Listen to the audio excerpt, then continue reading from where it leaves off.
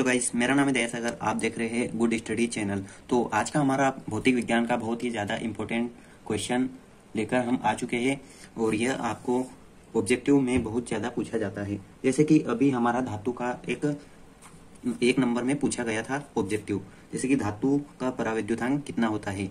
तो यहाँ पर ये क्लास 12 और चैप्टर 1 का है। चैप्टर 1 का question very most important question है।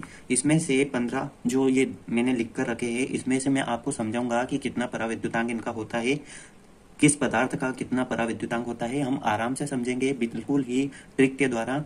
अगर आप ट्रिक से पढ़ोगे तो आप कभी कुछ भी नहीं भूलने वाले हो।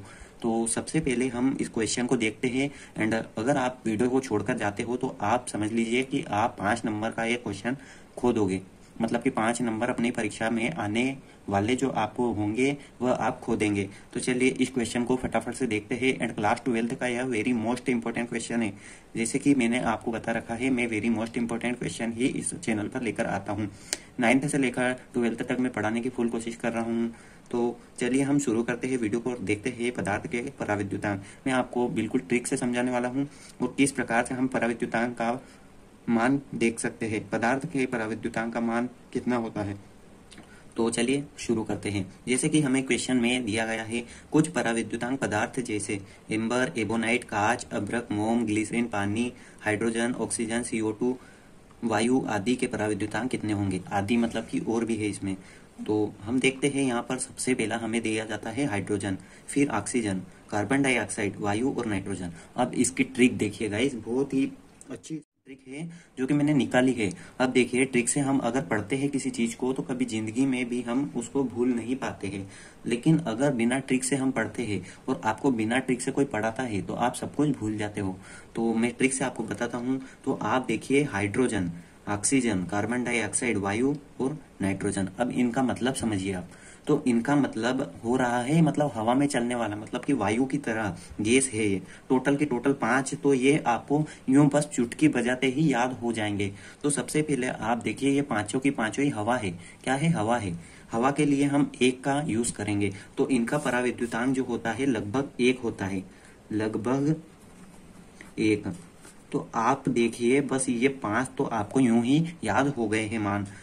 अब आप देखिए कि 5 तो आपको यूं ही याद हो गए हैं, तो इसका भी लगभग 1 होगा। नीचे वाला का जो है कार्बन डाइऑक्साइड, इसका भी लगभग 1 होगा। तो हम लिख देते हैं पांचों का लगभग 1 है। इनका परावैद्युतांक मतलब कि ये जो पदार्थ है इनका जो परावैद्युतांक है टोटल का 1 है, लगभग 1। ठीक है, सबका 1-1 लिख देते हैं। अब 1 तो आपको यूं ही चलते फिरते ही याद हो गया।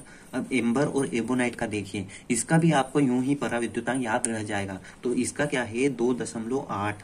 और इसका भी क्या है? एबोनाइट का 2.8। दोनों का ये और याद हो गया। अब बताइए, आपको 7 परावैद्युतांक पदार्थों के 7 परावैद्युतांक याद हुए या नहीं हुए?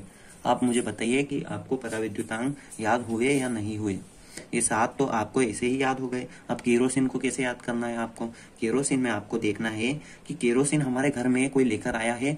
तो आप बस इतना याद रखिएगा कि हमारे घर में अगर केरोसिन कोई लेकर आया है तो वह सिर्फ 2 लीटर केरोसिन खरीद कर लेकर आया है। यह एक ट्रिक बता रहा हूं मैं कि 2 लीटर हमारे घर में कोई 2 लीटर केरोसिन खरीद कर लेकर आया है। तो हमें यहाँ पर 2 लिख देना है। तो केरोसिन का परावैद्युतांक कितना होता है? तो अगर कोई पूछ ले तो आपको बताना है कि 2 होता है। फिर एल्कोहल का कितना होता है? एल्कोहल जो परावैद्युतांक कितना होता है? एल्कोहल का परावैद्युतांक कितना होता है? तो इसका भी बहुत ही सरल है। तो यहाँ पर आप देख सकते हैं। अब आपको कोई बोलेगा कि हमारे घर में 2.5 लीटर एल्कोहल कोई लेकर आया है। अगर हम एल्कोहल लेने के लिए जाते हैं तो हम बोलेंगे कि हमारे घर में 2 लीटर केरोसिन एंड 2.5 लीटर क्या लेकर आए हैं? एल्कोहल। तो यहाँ पर हम लिख देते हैं 2.5। अब कितने सरलता से मैं आपको परावैद्युतांक निकालना बता रहा हूँ। ये निकालना भी नहीं है, मतलब पदार्थ के परावैद्युतांक का मान बता रहा हूँ। और ये आपको याद ना होंगे तो कहाँ जाओगे आप? समझ लीजिएगा, आप पढ़ने के लायक ही नहीं हो अगर ये आपको याद नहीं होते हैं तो। उसके बाद आपको क्या करना है? धातु का परावैद्युतांक निकालना है। अब धातु का तो अनंत होता है। धातु को एक है क्या? धातु तो अनंत है, मतलब एक अनंत तो नहीं है, गिनी चुनी ही है, लेकिन की धातु का परावैद्युतांक अनंत होता है। अब पानी का परावैद्युतांक देख लेते हैं। पानी का परावैद्युतांक होता है 80.7। ठीक है ना? 80.7 धातु का पराविद्युतांक होता है। तो गाइज आपको यहाँ पर 11 पराविद्युतांक ऐसे ही याद हो चुके हैं। अब हम मोम का देखते हैं। अब मोम का कितना है, तो मोम का पराविद्युतांक यहाँ पर 2.0 से 2.3 है। 2.0 से 2.3। उसके बाद अभ्रक का हम देख लेते हैं। अभ्रक का है 5.7 से 6.7। अब कितना सरल है यह पराविद्युतांक का मान। अगर आपको यही याद नहीं होगा तो आप 12th पढ़ने के लायक हो क्या। आप ही समझ सकते हो कि इतने सरल से पराविद्युतांक में समझा रहा हूं कि 5 तो आपको लगभग एक ऐसे यूं ही याद हो जाएंगे। फिर 2 है 2.8 एम्बर और एबोनाइट का। फिर केरोसिन, कोई हमारे घर में 2 लीटर केरोसिन लेकर आया है तो हम बोलेंगे कि 2 लीटर केरोसिन लाए। फिर एल्कोहल 2.5 लीटर लाए। फिर धातु का भी हो गया याद, पानी का। और इनको तीनों को थोड़ा सा आप ध्यान दे दीजिएगा। और यहाँ पर जो एक कांच होता है, कांच का पराविद्युतांक होता है 5.10।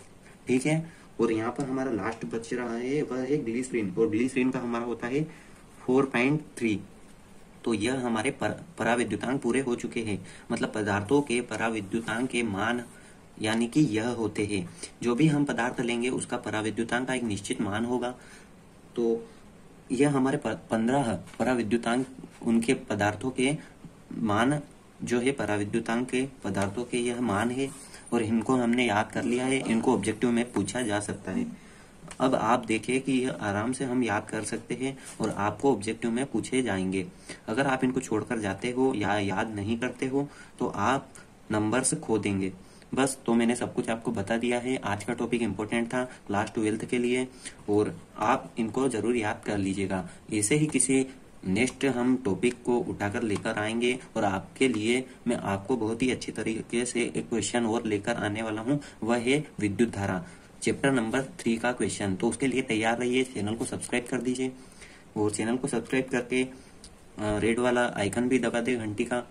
तो आज की वीडियो के लिए बस इतना ही। तब तक के लिए नेक्स्ट वीडियो का इंतजार करते हुए हम बोल लेते हैं यहाँ पर शुभ रात्रि एंड टाटा बाय बाय। जय श्री राम, जय महाकाल।